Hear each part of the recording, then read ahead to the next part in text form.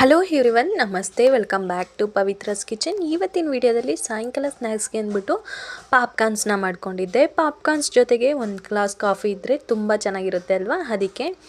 ಹಾಗೆಯೇ ಇಲ್ಲಿ ಹೀರೆಕಾಯಿ ರಾತ್ರಿ ಊಟಕ್ಕೆ ಅಂದ್ಬಿಟ್ಟು ಹೀರೆಕಾಯಿ ಚಟ್ನಿ ಹಾಗೆಯೇ ಮುದ್ದೆ ಮಾಡ್ಕೊತಾ ಇದ್ದೀನಿ. ಹೀರೆಕಾಯಿ ಚಟ್ನಿ ಮಾಡ್ಕೊಳ್ಳೋದಕ್ಕೆ ಹೀರೆಕಾಯನ್ನು ಈ ಥರ ಸಣ್ಣ ಸಣ್ಣಗೆ ಕಟ್ ಮಾಡ್ಕೊಂಡಿದ್ದೀನಿ. ಹಾಗೆಯೇ ಒಂದು ಬಾಣಲಿಗೆ ಒಂದು ಸ್ವಲ್ಪ ಕಡಲೆಬೀಜ ಅಂತಂದರೆ ಇಲ್ಲಿ ನಾನು ಜಾಸ್ತಿ ಹಾಕಿದ್ದೀನಿ. ಇದರಲ್ಲಿ ಎಲ್ಲ ಚಟ್ನಿಗೆ ಅಂತಲ್ಲ, ಇದರಲ್ಲಿ ಒಂದು ಸ್ವಲ್ಪ ಎತ್ಕೊಂಡು ಚಟ್ನಿ ಪುಡಿ ಮಾಡ್ಕೊತೀನಿ. ಅದಕ್ಕೆ ಕಡಲೆಬೀಜ ಉರಿಯೋವಾಗೇ ಇಲ್ಲಿ ಮುದ್ದೆ ಕೂಡ ಇಟ್ಬಿಡ್ತಾ ಇದ್ದೀನಿ. ಮುದ್ದೆಗೆ ನಾನು ಇವತ್ತು ಅನ್ನ ಹಾಕಿ ಮಾಡೋದ್ರಿಂದ ಅನ್ನ ಇಡ್ತಾ ಇದ್ದೀನಿ. ಒಂದು ವಿಸಲ್ ಹಾಕ್ಕೊಂಡ್ರೆ ನುಣ್ಣಗಾಗುತ್ತೆ ಅಂತ. ಕಡಲೆಬೀಜ ಕೂಡ ಫ್ರೈ ಆಗಿತ್ತು, ಒಂದು ಪ್ಲೇಟಿಗೆ ತಕ್ಕೊತಾ ಇದ್ದೀನಿ. ಅದೇ ಬಾಣಲಿಗೆ ಒಂದು ಸ್ವಲ್ಪ ಎಣ್ಣೆಯನ್ನು ಹಾಕ್ಕೊಂಡು ಎಣ್ಣೆ ಸ್ವಲ್ಪ ಬಿಸಿ ಆದ ನಂತರ ಹಚ್ಕೊಂಡಿರೋಂತಹ ಹೀರೆಕಾಯಿ ಹಾಗೆಯೇ ಒಂದು 5ರಿಂದ 6 ಹಸಿಮೆಣ್ಸಿನ್ಕಾಯನ್ನು ಕೂಡ ಹಾಕ್ಕೊತಾ ಇದ್ದೀನಿ. ನಿಮ್ಮ ಖಾರಕ್ಕೆ ತಕ್ಕಷ್ಟು ಹಸಿಮೆಣ್ಸಿನ್ಕಾಯನ್ನು ಹಾಕ್ಕೋಬೋದು. ಹೀರೆಕಾಯಿ ಚೆನ್ನಾಗಿ ಮೆತ್ತಗಾಗುವಷ್ಟವರೆಗೂ ಫ್ರೈ ಮಾಡಬೇಕು. ಹಾಗೆಯೇ ಚಟ್ನಿ ಚೆನ್ನಾಗಿರೋದು. ಹೀರೆಕಾಯಿ ಫ್ರೈ ಆಗೋ ಅಷ್ಟರಲ್ಲಿ ಇಲ್ಲಿ ಚಟ್ನಿ ಪುಡಿ ಕೂಡ ರೆಡಿ ಮಾಡ್ಕೊಂಬಿಡೋಣ.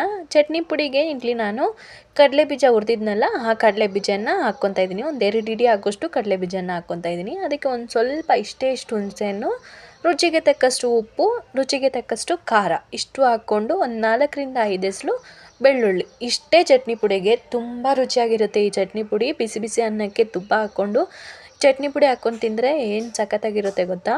ನನ್ನ ಮಗನಿಗೂ ಇದಂದರೆ ತುಂಬ ಇಷ್ಟ, ಅದಕ್ಕೆ ಮಾಡಿ ಇಡ್ತಾ ಇರ್ತೀನಿ. ಇದು ಸ್ವಲ್ಪ ಹಂಗೆ ತಣ್ಣಗಾದ್ಮೇಲೆ ಒಂದು ಬಾಟ್ಲಿಗೆ ತಕ್ಕೊಂಡ್ರೆ ಆಯಿತು. ಹಾಗೆಯೇ ಇಲ್ಲಿ ಚಟ್ನಿ ಕೂಡ ರೆಡಿ ಮಾಡ್ತಾ ಇದ್ದೀನಿ. ಅದೇ ಮಿಕ್ಸಿ ಜಾರಿಗೆ ಒಂದು ಸ್ವಲ್ಪ ಕಡಲೆಬೀಜ, 1 ಇಡಿ ಆಗೋಷ್ಟು ಕೊಬ್ಬರಿ ತುರಿ, ಒಂದು 5ರಿಂದ 6 ಎಸಳು ಬೆಳ್ಳುಳ್ಳಿ, ಒಂದು ಅರ್ಧ ನಿಂಬೆಹಣ್ಣು ಗಾತ್ರದಷ್ಟು ಹುಣಸೆಹಣ್ಣು, ಒಂದು ಸ್ವಲ್ಪ ಕೊತ್ತಂಬರಿ ಸೊಪ್ಪು, ಹಾಗೆಯೇ ರುಚಿಗೆ ತಕ್ಕಷ್ಟು ಉಪ್ಪು. ಫ್ರೈ ಮಾಡ್ಕೊಂಡಿದ್ವಲ್ಲ ಹೀರೆಕಾಯಿ, ನೋಡ್ಬೋದು ಎಷ್ಟು ಮೆತ್ತಗಾಗೈತೆ ಅಂತ.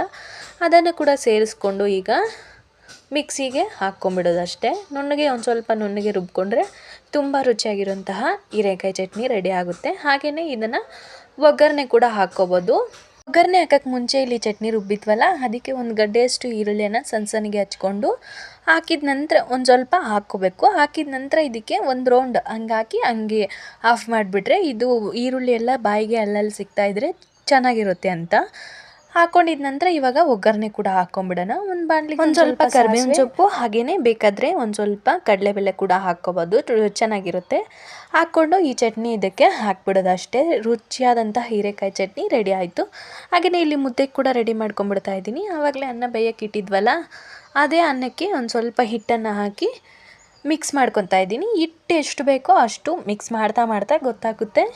ಜಾಸ್ತಿ ಗಟ್ಟಿ ಮಾಡ್ಕೋಬಾರ್ದು. ಹಾಕ್ತಾ ಒಂದು ಸ್ವಲ್ಪ ಗಟ್ಟಿ ಆಗದಂಗೆ ಸಾಕು ಹಿಟ್ಟು ಅಂತ ನಿಲ್ಲಿಸ್ಬಿಡ್ಬೇಕು. ಹಿಟ್ಟು ಹಾಕಿದ್ಮೇಲೆ ಒಂದು 5 ನಿಮಿಷ ಇದನ್ನು ಬೇಯಕ್ಕೆ ಬಿಟ್ಮೇಲೆ ಇದನ್ನು ಮುದ್ದೆ ಮಾಡಿಕೊಂಡ್ರೆ ರೆಡಿ ಆಯಿತು. ಮುದ್ದೆ ಕೂಡ ಬಿಸಿ ಬಿಸಿ ಮುದ್ದೆ ಜೊತೆಗೆ ಹೀರೆಕಾಯಿ ಚಟ್ನಿ ಹಾಗೆಯೇ ಚಟ್ನಿ ಪುಡಿ ತುಂಬ ರುಚಿಯಾಗಿತ್ತು. ಹಾಗೆಯೇ ಇಲ್ಲಿ ಬೆಳಗ್ಗೆ ತಿಂಡಿಗೆ ಅಂದ್ಬಿಟ್ಟು ರಾಗಿ ಇಡ್ಲಿ ಮಾಡೋಣ ಅಂದ್ಬಿಟ್ಟು ಉದ್ದಿನ ಬೇಳೆನ ನೆನೆಸಿದ್ದೆ. ಅದನ್ನು ರುಬ್ಕೊಂಡು ಎಷ್ಟು ಬೇಕೋ ಅಷ್ಟು ರಾಗಿ ಹಸಿಟ್ಟನ್ನು ಹಾಕ್ಕೊಂಡು ಮಿಕ್ಸ್ ಮಾಡ್ಕೋಬೇಕು. ಇಡ್ಲಿ ಅದಕ್ಕೆ ಮಿಕ್ಸ್ ಮಾಡ್ಕೊಂಡಿಟ್ರೆ ಆಯಿತು, ಬೆಳಗ್ಗೆ ತಿಂಡಿಗೆ ರೆಡಿ ಆಯಿತು. ಈ ವಿಡಿಯೋ ನಿಮ್ಗೇನಾದರೂ ಇಷ್ಟ ಆಗಿದರೆ ಪ್ಲೀಸ್ ಒಂದು ಲೈಕ್ ಮಾಡಿ, ಶೇರ್ ಮಾಡಿ. ಇನ್ನೂ ನಮ್ಮ ಚಾನಲ್ನ ಯಾರು ಸಬ್ಸ್ಕ್ರೈಬ್ ಮಾಡದೆ ನೋಡ್ತಾ ಇರ್ತೀರಾ, ಸಬ್ಸ್ಕ್ರೈಬ್ ಮಾಡ್ಕೊಳ್ರಿ ಅಂತ ಹೇಳ್ತಾ ಥ್ಯಾಂಕ್ ಯು ಫಾರ್ ವಾಚಿಂಗ್. ಸಿಗೋಣ ನೆಕ್ಸ್ಟ್ ಬ್ಲಾಗಲ್ಲಿ.